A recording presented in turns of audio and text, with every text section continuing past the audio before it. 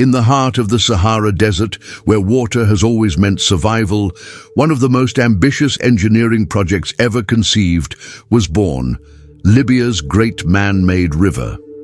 Designed in the final decades of the 20th century, the project emerged as a direct response to a historical problem: the extreme scarcity of fresh water in Libya's coastal regions, where most of the population lived. Under the leadership of Muammar Gaddafi, the Libyan government announced what seemed almost impossible: transporting massive volumes of fresh water hidden beneath the desert, stored in aquifers formed tens of thousands of years ago, to cities such as Tripoli, Benghazi and Sirte.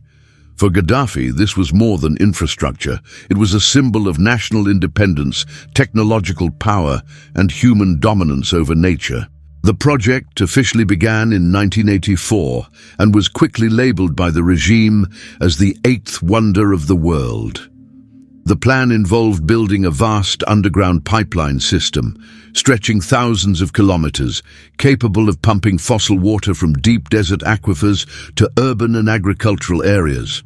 These aquifers, known as the Nubian Sandstone Aquifer System, were not renewable on any human timescale, having formed during prehistoric wet periods. The scale was staggering: concrete pipes up to 4 meters in diameter, entire factories built solely to manufacture them, monumental pumping stations, and an estimated cost of tens of billions of dollars. All of it funded almost entirely by the Libyan state, without international loans, something extremely rare for a project of this magnitude. From the very beginning, however, experts warned of a fundamental flaw. The Great Man-Made River did not create water, it merely consumed a finite resource. Unlike dams or desalination systems, it drained underground reserves that had taken thousands of years to accumulate, with no clear plan for replenishment or long-term sustainability. Still, for the Libyan population at the time, the initial results felt miraculous. Arid regions began producing food, cities gained stable water supplies, and for a brief moment, the desert appeared to have been defeated by human engineering. This apparent triumph, however, concealed technical, political, and environmental weaknesses that would later transform the project into a lasting monument to unchecked ambition. To fully understand the true scale of the Great Man-Made River, it is essential to understand the nature of the water that made it possible. Unlike rivers, lakes, or reservoirs replenished by rainfall, Libya's project relied almost entirely on fossil water, an extremely ancient underground resource stored in deep aquifers formed during climatic periods vastly different from today. These reserves are primarily located within the Nubian Sandstone Aquifer System, one of the largest aquifers in the world, stretching beneath Libya, Egypt, Chad, and Sudan. The water accumulated there tens of thousands of years ago, when the Sahara was not a desert, but a humid region with active rivers and dense vegetation. The central and alarming issue is simple: this water is virtually non-renewable under current climatic conditions. By choosing to exploit this resource, the Libyan government made a highly risky strategic decision. In practical terms, the Great Man-Made River functioned as water mining. Every liter pumped to coastal cities represented a permanent loss to the underground natural system. Unlike modern aquifers replenished annually by rainfall, these ancient reserves functioned like a bank account with no new deposits. Internal studies and international warnings indicated that, at the planned extraction rate, some regions could experience severe drops in groundwater levels within a few decades. This would lead to serious consequences: rising energy costs for pumping, progressive salinization of the water, and eventually the complete collapse of supply. Despite these warnings, official discourse treated fossil water as an almost limitless resource. State propaganda emphasized the project's grandeur while downplaying sustainability concerns and environmental impact. In a highly centralized regime, technical decisions were often subordinated to political and symbolic objectives. Another critical factor was absolute dependency. Instead of diversifying water sources, such as large-scale desalination or strict consumption management, the country placed nearly all its trust in the Great Man-Made River. This created a structural vulnerability. Any technical failure, armed conflict, or system disruption would have immediate consequences for millions of people. Thus, while the project advanced physically beneath the desert, an invisible problem grew silently. Libya was betting its water future on a resource that could not be replaced. Engineering had conquered distance and depth, but it failed to address the most important variable of all: time. The construction of the Great Man-Made River represented an unprecedented technical challenge on the African continent. It was not merely about drilling deep wells in the desert, but about creating an integrated system of water extraction, transportation, and distribution on a continental scale, crossing thousands of kilometers of hostile terrain under extreme temperatures and in largely uninhabited regions. At the core of the project were the well fields located in southern Libya, in areas such as Sahara Desert, Kufra, and Murzouk. In these regions, hundreds of wells were drilled to depths exceeding 500 meters, reaching the fossil aquifers. The extracted water was then directed to massive pumping stations capable of moving millions of cubic meters of water per day.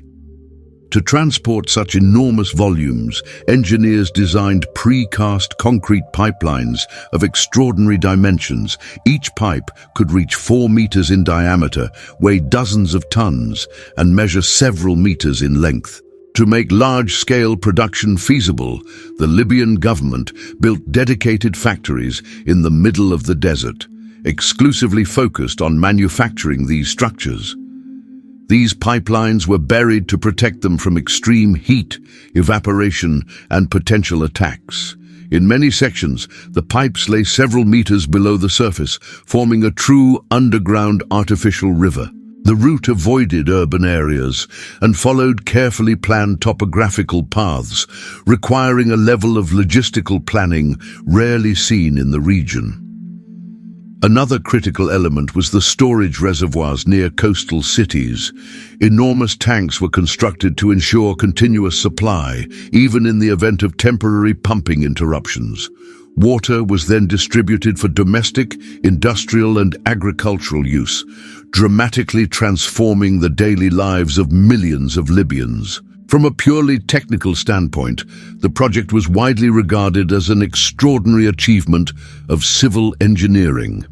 It demonstrated that, with sufficient financial resources and centralized planning, seemingly insurmountable natural barriers could be overcome. The desert, once an absolute limit, was now crossed by invisible, silent, and constant infrastructure. However, this technical grandeur concealed significant weaknesses. The system depended on continuous maintenance, stable energy for pumping, and physical security of its installations. Any rupture at a strategic point could compromise vast areas of the country. Unlike decentralized networks, the Great Man-Made River functioned as a single organism, powerful, yet extremely vulnerable. Thus, while the world watched in awe at the scale of the undertaking, few questioned what would happen if this colossal system were placed under political, economic, or military pressure. Engineering had been pushed to its limits, and with it, the risk of an equally monumental collapse. From the very beginning, the Great Man-Made River was presented not merely as an infrastructure project, but as a political and ideological achievement. Under Muammar Gaddafi's regime, each stage of construction was used as a tool of state propaganda, reinforcing the image of the leader as the man who had made water flow from the desert.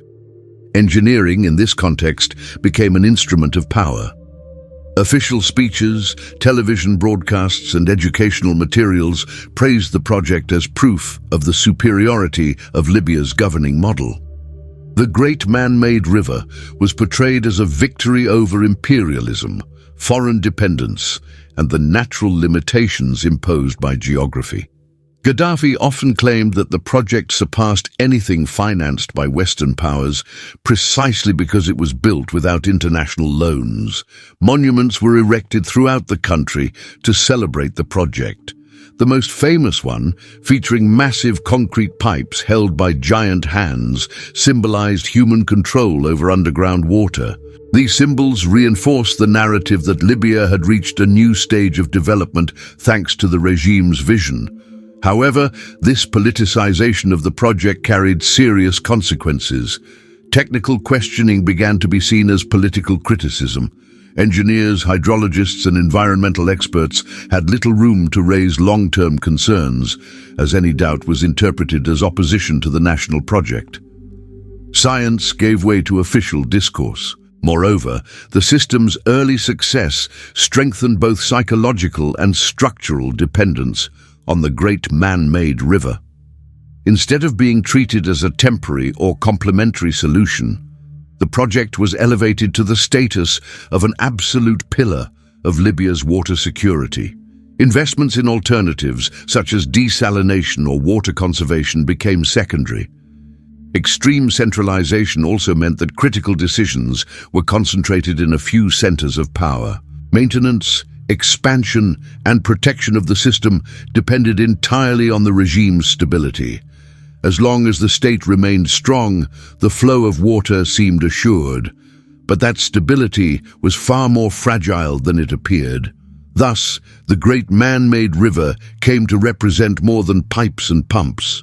It became a symbol of a government that believed it could control not only nature, but also the nation's future through a single monumental work. When that symbol began to crumble, the consequences extended far beyond engineering. As the Great Man-Made River operated at full capacity, its side effects began to manifest in a silent yet profound manner. Unlike an immediate collapse or a visible disaster, the project's environmental impacts accumulated slowly beyond the perception of most of the population. What appeared to be a definitive victory over water scarcity concealed a gradual process of irreversible depletion. One of the earliest warning signs was the progressive decline in aquifer levels. As fossil water was continuously extracted, underground pressure decreased, requiring increasing amounts of energy to pump the same volume. This raised operational costs and made the system more vulnerable to technical failures. In some regions, wells had to be drilled deeper to maintain original flow rates. Another troubling effect was water salinization. With reduced aquifer pressure, brackish water from deeper layers or coastal areas began infiltrating the system. This phenomenon compromised water quality, affecting both human consumption and agriculture. Lands once considered fertile began to lose productivity. The agricultural expansion promoted by the project also had significant environmental consequences. Vast desert areas were converted into irrigated fields, often without proper soil management techniques. The result was increased evaporation, salt accumulation in the soil, and in some cases, secondary desertification, a cruel paradox for a project designed to fight aridity. Furthermore, the Great Man-Made River altered the natural balance between consumption and water availability. By making water appear abundant and inexpensive, the system encouraged waste and inefficient use. Without strict conservation policies, consumption grew faster than planned, further accelerating the depletion of underground reserves. These issues were well known among technicians and researchers, but rarely discussed publicly. Acknowledging the project's environmental limits would have meant admitting that the so-called eighth wonder of the world had an expiration date. In a regime sustained by the image of absolute control, such an admission was politically unthinkable. Thus, the true cost of the Great Man-Made River was not paid all at once, but spread over time. Each year of operation represented not only water flowing from taps, but also the permanent loss of a natural resource formed over geological eras. The project remained standing, but its environmental foundation was being slowly eroded. The structural fragility of the Great Man-Made River became evident when Libya descended into a period of deep instability. In 2011, with the outbreak of civil war and the fall of Muammar Gaddafi's regime, the project ceased to be merely an engineering work vulnerable to environmental degradation and became directly exposed to political and military chaos. Unlike decentralized systems, the Great Man-Made River depended on critical nodes, pumping stations, pipe factories, strategic reservoirs, and control centers. These facilities, scattered across remote desert areas, became easy targets in a country fragmented by armed conflict. Direct attacks, vandalism, and abandonment compromised system operations on multiple occasions. In several incidents, installations were bombed or deliberately sabotaged, cutting off water supplies to entire cities. Factories responsible for pipe production and maintenance were damaged, making essential repairs difficult. Without a strong central state to coordinate protection and restoration, localized failures quickly escalated into humanitarian crises. The war also disrupted preventive maintenance, which was essential for a system of this magnitude. Pumps were no longer replaced on schedule, leaks went unrepaired, and control sensors stopped functioning properly. What once required constant oversight began operating in a precarious state, accelerating the deterioration of critical components. Furthermore, electricity shortages, a direct consequence of the conflict, severely affected water pumping. Without a stable power supply, even intact sections of the system became inoperable. Cities that had grown fully dependent on the Great Man-Made River faced prolonged water outages, exposing the population to serious public health risks. The partial collapse of the project revealed an uncomfortable truth. The larger and more centralized a system is, the more vulnerable it becomes in times of crisis. The work that symbolized absolute control over nature proved incapable of withstanding human disorder. The water still existed beneath the desert, but the path to the taps had been broken. Thus the Great Man-Made River began turning into functional ruins, a massive infrastructure that, without political and institutional stability, lost its ability to fulfill its original promise. Engineering had created something monumental, but the reality of conflict showed that no project, no matter how grand, is immune to social collapse.